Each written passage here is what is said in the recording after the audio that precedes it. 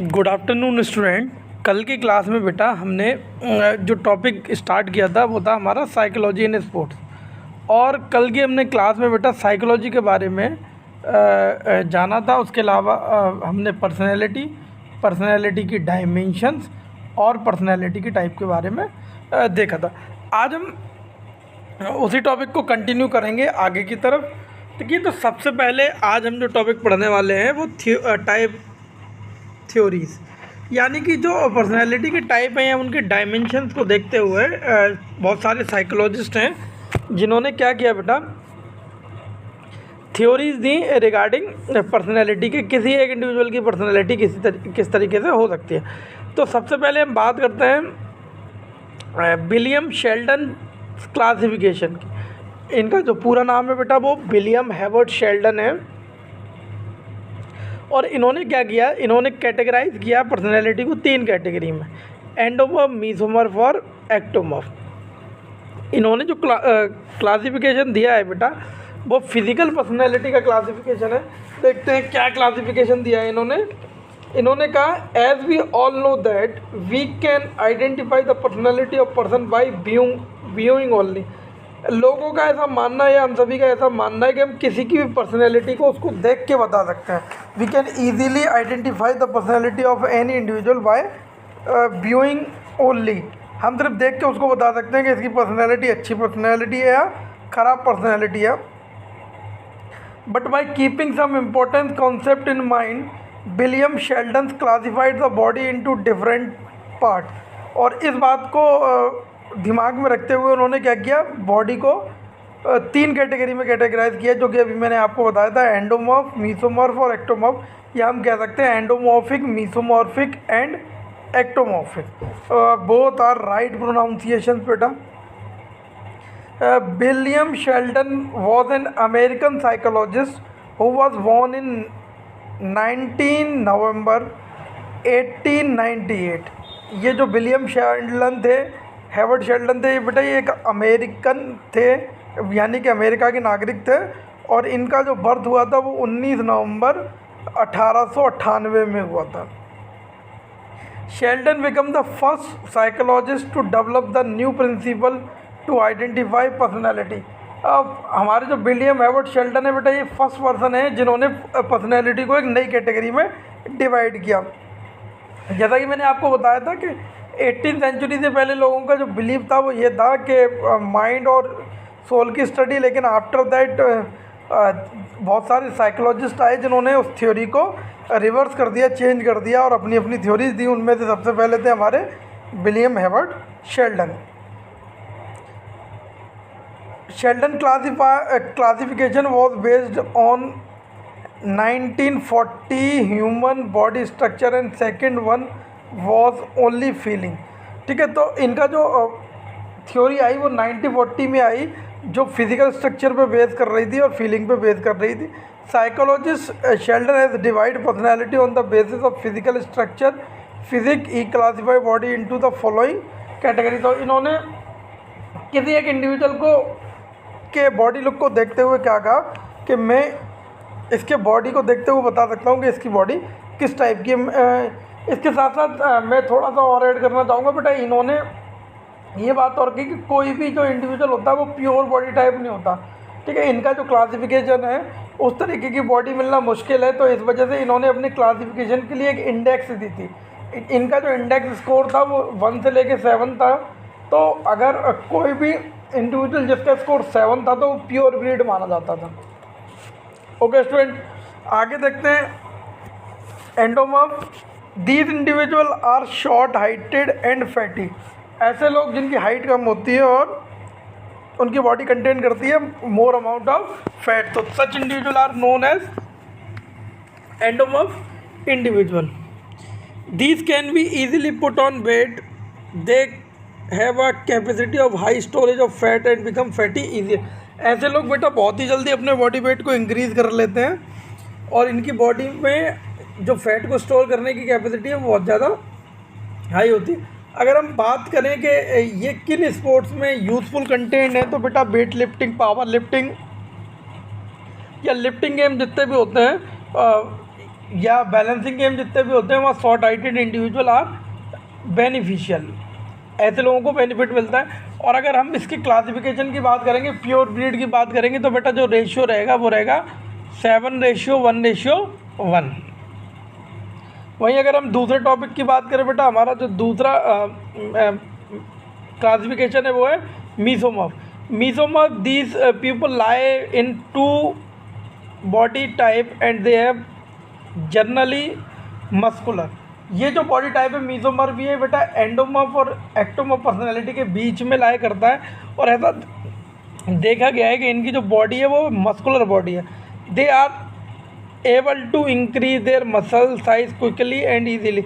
ये लोग भी अपने मसल साइज को या अपने बॉडी वेट को ईजिली इंक्रीज और डिक्रीज कर सकते हैं। ये बेस्ट बॉडी टाइप मानते हैं, हम कह सकते हैं ये एक एथलेटिक बॉडी टाइप है। और इनको आइडेंटिफाई करने का जो सिंपल सा तरीका है बेटा वो है, इनका जो शोल्डर रीजन होता है वो पॉल्विक रीजन से ज़्यादा ब्रॉड होता है, और जो चेस्ट होता है वो रेज्ड होता है अपवर्ड। जो चेस्ट होगा हमेशा मीसोमॉर्फ का वो अपवर्ड रेज करेगा। ओके स्टूडेंट, नेक्स्ट हमारा ectomorph. Ectomorph individual are those who are slim and tall. ऐसे लोग जो बहुत लंबे और पतले होते हैं, इनका जो चेस्ट होता है बेटा वो एकदम फ्लैट होता है। They have long limbs but their body does not contain more fat. इनकी बॉडी क्या है, ज़्यादा फैट को कंटेन नहीं कर पाती। तो देखिए जब फैट स्टोरेज नहीं होगा तो इनकी बॉडी में जो वेट भी है वो भी इंक्रीज नहीं होगा। तो ये शेल्डन के क्लासिफिकेशन था जो उन्होंने बताया। एंडोमॉर्फ वो जो छोटे और मोटे हैं, मीसोमॉर्फ वो जो एथलेटिक बॉडी टाइप है, और एक्टोमॉर्फ वो जो लंबे और लेजी एलिगेंस है। ऐसा देखा गया है कि ये लोग जो है जो लॉन्ग ड्यूरेशन की एक्टिविटी के लिए बहुत ही सुटेबल टाइप है। फिर हम अगले क्लासिफिकेशन की बात करें तो बेटा हमारा जो नेक्स्ट क्लासिफिकेशन है वो है जंक्स क्लासिफिकेशन। जंक्स ने बॉडी को क्लासीफाई किया 3 कैटेगरी में, और इनका जो क्लासिफिकेशन है बेटा वो साइकोलॉजिकली है।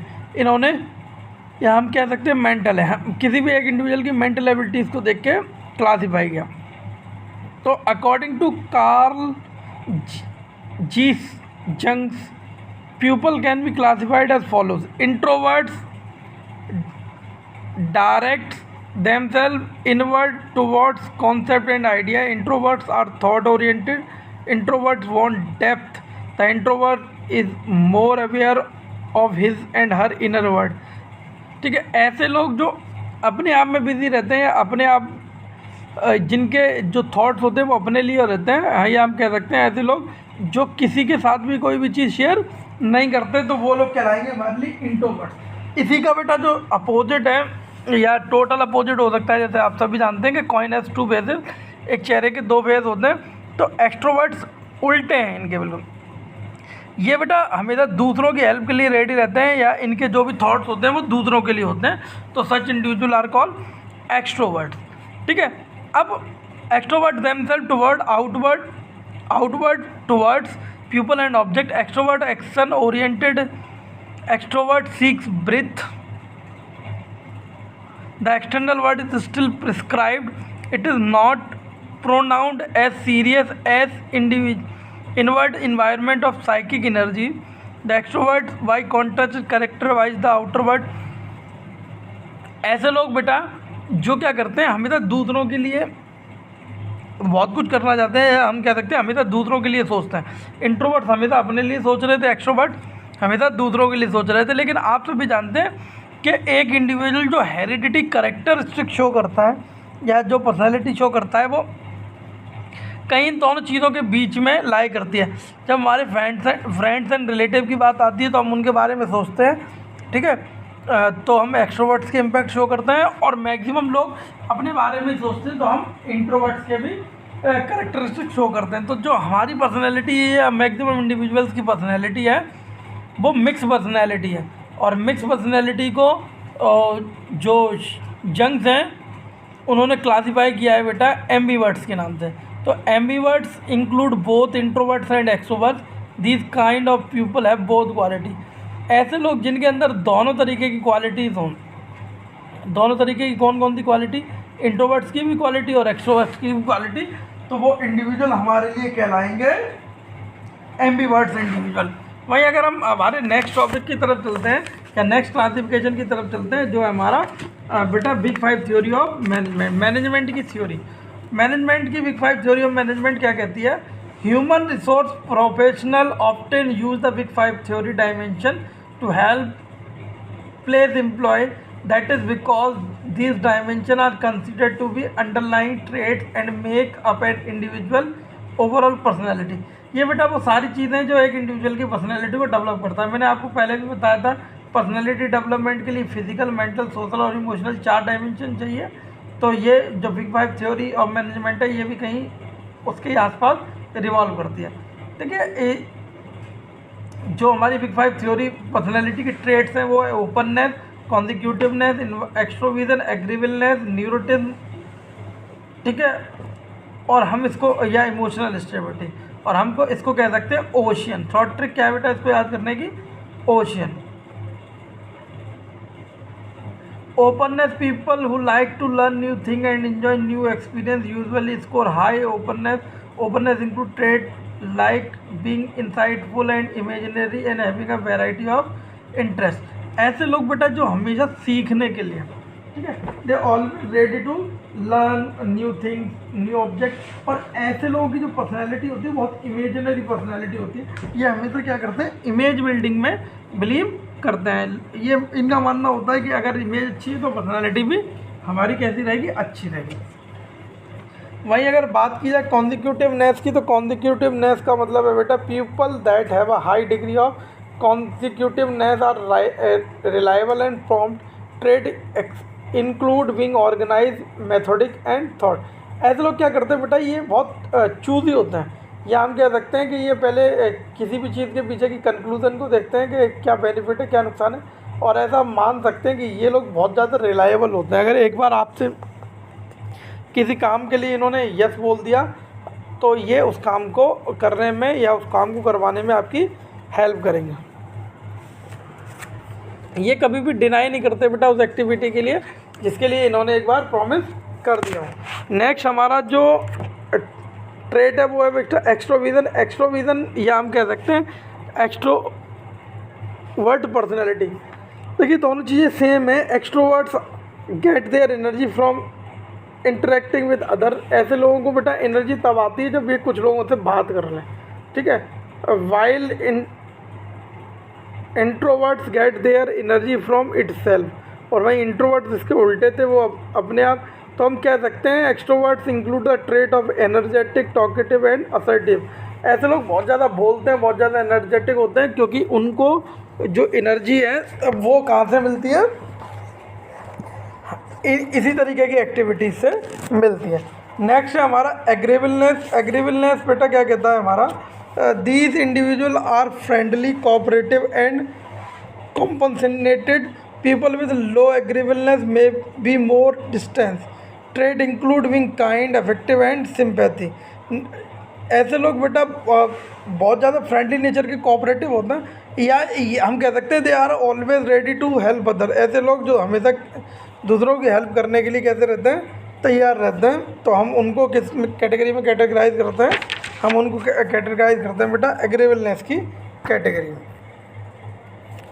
तो एग्रीविलनेस के बाद हमारा जो last type of big five theory है वो है न्यूरोटिज्म, या हम कह सकते हैं emotional stability. Neuroticism is also something called emotional stability. These dimensions related to one emotional state degree of negative emotion. People that score high on neuroticism, other often emotional instability and negative emotion. These traits include moody and tense. ऐसे लोग बेटा जो बहुत ज़्यादा Moody होते हैं, बहुत ज़्यादा टेंस होते हैं, सिर्फ अपने आपकी सुनते हैं, या हम कह सकते हैं बहुत ज़्यादा चिड़चिड़े होते हैं, वो किसी दूसरे की बात सुनने को रेडी नहीं होते। इनके इमोशन पर कंट्रोल नहीं होता, इनके जो इमोशन होते हैं वो अनस्टेबल होते हैं। तो such type of individual are categorize in the category of neuroticism और इमोशनल स्टेबिलिटी। बेटा इनके जो इमोशंस होते हैं उन पे इनका कोई भी कंट्रोल नहीं होता। तो अब तक हमने बेटा पर्सनैलिटी के टाइप में ABCD पढ़ा था, type A, type B, type B, C, फिर D, और फिर हमने थ्योरी में देखा है शेल्डन्स क्लासिफिकेशन एंड जंक्स क्लासिफिकेशन, और लास्ट हमने अभी जो पढ़ा बेटा टॉपिक वो क्या है हमारा, बिग 5 थ्योरी ऑफ पर्सनैलिटी। ठीक है, अब हम जो नेक्स्ट टॉपिक पढ़ने वाले हैं बेटा, उस टॉपिक का जो नाम है बेटा वो है मोटिवेशन। मोटिवेशन क्या है, ठीक है, या मोटिवेशन की प्रोसेस क्या है, तो देखते हैं बेटा मोटिवेशन क्या है। Motivation is a kind of strength which motivate a pupil in starting of a work, during the work, and to get success in that.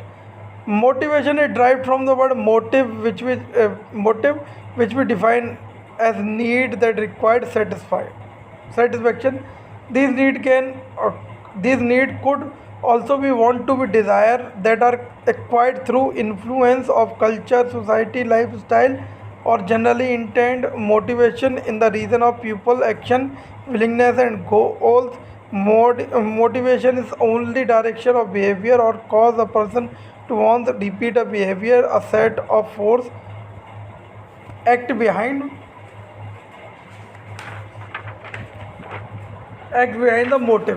देखिए मोटिवेशन को कह सकते हैं एक ऐसा प्रोसेस है बेटा, मोटिवेशन एक ऐसा प्रोसेस जो हमें या किसी एक इंडिविजुअल को उसका जो भी गोल है, उसका जो भी टारगेट है, उसके लिए फोर्स करता है कि that person should achieve their target. वो जो पर्सन है वो अपने टारगेट को क्या कर ले, अचीव कर ले। ठीक है, अब जब वो इंडिविजुअल अपने टारगेट को अचीव कर लेगा तो हमारा जो मोटिव है या हमारी जो डिज़ायर है वो कैसी हो जाएगी, फुलफिल हो जाएगी। एग्जांपल के लिए सभी बच्चे चाहते हैं कि वो 12th एग्जामिनेशन में अच्छा स्कोर करें। अच्छे स्कोर करने का सिंपल सा कारण है कि उनको अच्छा कॉलेज मिलेगा, अच्छा कॉलेज, अच्छी प्लेसमेंट, अच्छी सैलरी और तो अच्छा लाइफस्टाइल। तो जो फीलिंग है आपकी, आपको जो इस काम को करने के लिए मजबूर कर रही है, वही कहलाती है हमारे लिए मोटिवेशन। ओके स्टूडेंट, तो मोटिवेशन ही वो फीलिंग है जो हमें अच्छी चीज़ें करने के लिए क्या करती है, मजबूर करती है, या हम कह सकते हैं कि हमें फोर्स करती है कि हमें कैसे काम करना है, अच्छे काम करना है। ठीक है, तो बहुत सारी टेक्निक है मोटिवेशन की, बहुत सारे तरीके हैं जिनसे हम एक इंडिविजुअल को मोटिवेट कर सकते हैं। आगे देखते हैं बेटा, an individual motivate may be inspired by other और इवेंट। कोई एक इंडिविजुअल जो है वो खुद से भी इंस्पायर हो सकता है, दूसरों से भी इंस्पायर हो सकता है। ठीक है, तो ये डिपेंड करता है किसके ऊपर, the person who is going to be motivated, उस पर्सन के ऊपर जिसको मोटिवेट किया जा रहा है, या जो मोटिवेशन के प्रोसेस में। ठीक है, तो मोटिवेशन कुल मिला के एक ऐसा प्रोसेस है जो आपको आपका काम करने के लिए मजबूर करता है। ठीक है, the thing that bound you to do your work yourself, that is called motivation. ठीक है, और जो पर्सन होता है जो आपको मोटिवेशन प्रोवाइड कराता है, दैट इज़ कॉल्ड मोटिवेटर। ठीक है, क्योंकि मोटिवेटर ही वो पर्सन है जो आपको मोटिवेट कर सकता है। नेक्स्ट हम जो देखते हैं बेटा, वो देखते हैं type of motivation. Type of motivation में बेटा दो टाइप का मोटिवेशन है हमारा, type and technique of motivation है बेटा। तो दो टाइप का हमारा जो मोटिवेशन है, हमारा पहला जो टाइप है वो इंटेंसिक मोटिवेशन है, और सेकंड टाइप जो है हमारा वो एक्सटेंसिक मोटिवेशन। इंटेंसिक मोटिवेशन क्या होता है, एक्सटेंसिक मोटिवेशन क्या होता है, इसको देखते हैं। Intrinsic motivation when a person do something out of joy, need, attitude, desire, importance, then intrinsic motivation take place. It is a natural process. Intensely motivated player can take part in activity as a joy and satisfaction. They achieve their goal with the satisfaction and thought their skill. Motivation is always intrinsic. Power come from inside, yeah, within. For example, it can be one desire to select in a national team and he is showing his best to do. देखिए, जब भी हम किसी activity में participate करते हैं तो हमारा जो इंटेंसिव मोटिवेशन होता है वो एक इम्पॉर्टेंट रोल प्ले करता है। इंटेंसिव मोटिवेशन क्या है, आपकी जो इनर फीलिंग है, इनर थॉट्स हैं, ठीक है, आपके अंदर की जो भावनाएं हैं जो आपको अच्छा काम करने के लिए मजबूर कर रही हैं, जो आपको बाउंड कर रही हैं कि आप अच्छा काम करें। और रीज़न क्या होता है, सेल्फ सेटिस्फैक्शन। ठीक है, और जॉय। हम अपने सेल्फ सेटिस्फैक्शन के लिए, अपनी खुद की खुशी के लिए कुछ काम करते हैं, तो वहाँ जो फैक्टर यूज़ होता है मोटिवेशन का, वो यूज़ होता है बेटा हमारा। तो जब भी कोई इंडिविजुअल अपने लिए सेल्फ के लिए काम करेगा तो वो हमारा जो फैक्टर है जिसके थ्रू वो काम कर रहा है, वो हमारा जो फैक्टर कहलाएगा वो कहलाएगा इंटेंसिक मोटिवेशन। और अगर कोई पूछ लेता है कि रिवॉर्ड क्या मिलता है इंटेंसिक मोटिवेशन में, तो इंटेंसिक मोटिवेशन का जो रिवॉर्ड है बेटा वो सिंपल सा है, सेल्फ जॉय और सेल्फ सेटिस्फेक्शन। लोग अपने जॉय अपने सेटिस्फेक्शन के लिए काम करते हैं। नेक्स्ट हमारा बेटा जो है वो है extrinsic motivation, when outside force compel a person to do things the extrinsic motivation come into play. जब बेटा कोई भी आउटसाइड सोर्स या कोई किसी दूसरे की बात आपको लगती है, सामने वाले के विचार के थ्रू अगर हम मोटिवेट होते हैं तो वो एक्सटेंसिक मोटिवेशन है। Prize, award, popularity, glory, goodwill, press, reward etcetera the form of extrinsic motivation. ये बहुत सारी चीज़ें हैं जिनसे लोग मोटिवेट होते हैं। When Saina Nehwal bagged the second position in Commonwealth Games, she was honored with cash prize by the police of Andhra Pradesh and Haryana। जब कॉमनवेल्थ में साइना नेहवाल को सिल्वर मेडल मिला तो हरियाणा पुलिस और आंध्र प्रदेश पुलिस ने उसको कैश प्राइज से motivate किया। These incident give motivation other people as well and they try to perform better. Other example of extrinsic motivation are trophies, cash amount, scholarship, prize, promotion, selection, etc. In fact, extrinsic motivation drive a person achieve his goal and to get these feeling benefit as well. Feeling come from inside। देखिए बेटा extrinsic motivation क्या है, जब external source आ जाएंगे या बहुत सारी चीज़ें होती है, देखिए दीज थिंग में भी पॉजिटिव और निगेटिव, तो वो हमारे लिए कहलाता है बेटा एक्सटेंसिक मोटिवेशन। देखिए जैसे कि यहाँ इंसिडेंट दे रखा है कि साइना नेहवाल ने जब कॉमनवेल्थ गेम में सिल्वर मेडल लेके आई तो उसको वेरियस स्टेट्स की पुलिस ने कैश प्राइज अवार्ड किया और उससे वो या और लोगों को मोटिवेशन का मोड मिला कि अगर हम लोग भी अच्छा परफॉर्म करेंगे तो हमें भी इस तरीके का प्राइज मनी या नेम और फेम मिलेगा। एग्जाम्पल के लिए आपने देख रखा हो रिसेंट टाइम में इंडियन जितने भी ओलंपिक कॉन्टिजेंट हैं या ओलंपिक टीम्स पार्टिसिपेंट है उन सब को मेडल जीतने पे गवर्नमेंट ऑफ इंडिया एक ह्यूज अमाउंट देती है, ह्यूज अमाउंट पे करती है। कभी कभी तो वो अमाउंट इतना बड़ा होता है जितना हमारा जो सबसे प्रेस्टिजियस अवार्ड है भारत रत्न तो उसमें भी नहीं मिलता। एग्जांपल के लिए अभी रिसेंटली साइना नेहवाल, पीवी सिंधु, ठीक है, साक्षी मलिक, एम मॉरिकॉम, कई सारे फीमेल एथलीट हैं जिन्होंने क्या किया बेटा इंडिया के लिए गोल्ड जीता। उसमें ही एक नाम है मिस्टर सुशील कुमार।